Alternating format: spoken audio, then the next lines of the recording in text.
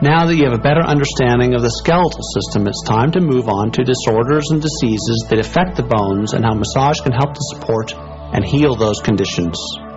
Fractures are defined as any break or crack in the structure of the bone.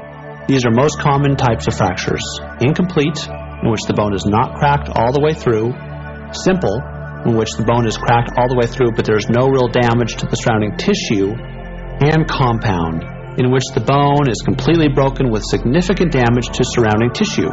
Massage is contraindicated for acute fractures at the site of the injury. Osteoporosis is a disorder in which the bones become weakened or porous and subject to fracture due to an endocrine disorder or lack of calcium and other mineral components. Older people and postmenopausal women often suffer from osteoporosis, as do those who use long-term steroid therapy. Bones weakened by osteoporosis are thin and brittle and highly susceptible to fracture.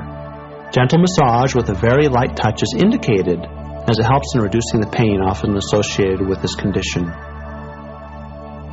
Spondylosis is a degenerative disease characterized by immobility and fusion of vertebral joints and is linked to aging.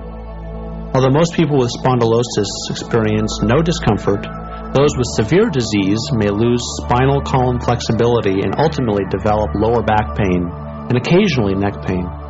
Massage in conjunction with spinal manipulations by a chiropractor or osteopath is indicated in helping to correct underlying spinal abnormalities that might otherwise exacerbate the condition. Shin splints are a painful condition of the front lower leg associated with tendinitis, stress fractures, or muscle strain, often occurring as a result of running or other strenuous athletic activity.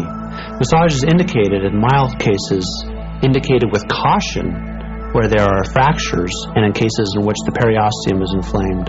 Massage is contraindicated in severe cases or with acute anterior compartment syndrome.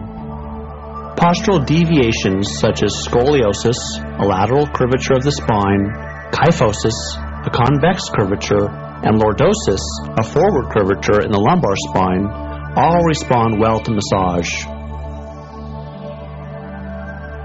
Massage techniques. Massage really doesn't affect the bones very much, except that it can affect the position of the bones in the spine if the muscle is pulling a tight vertebrae out of alignment. Massage can also help to loosen a stiff joint. The first technique is called joint articulation and just consists of increasing range of motion in the glenohumeral joint, the shoulder joint. Just move the joint around, getting your client to completely relax.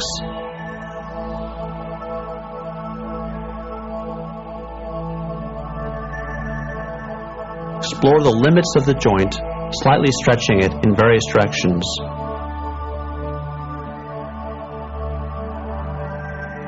You can do this to any joint of the body.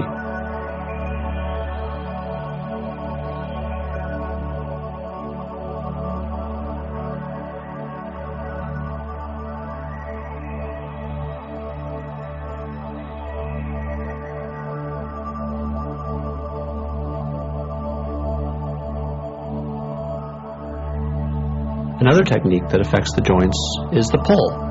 Kneel at the head of the table, place your fingers under the occiput, and apply a slight traction.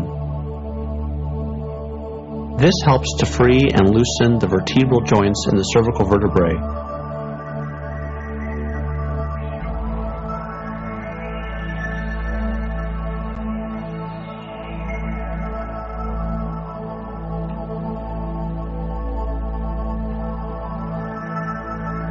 Another technique is the arm pull. Gentle traction sustained for more than 90 seconds. This releases the wrist, elbow, and shoulder joints.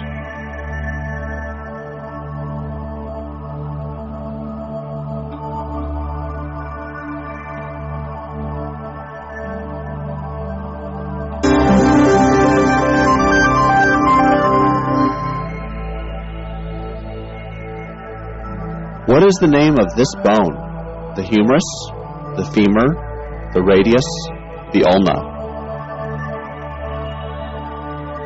The correct answer is C, the radius. Which of the following cells deposit new bone?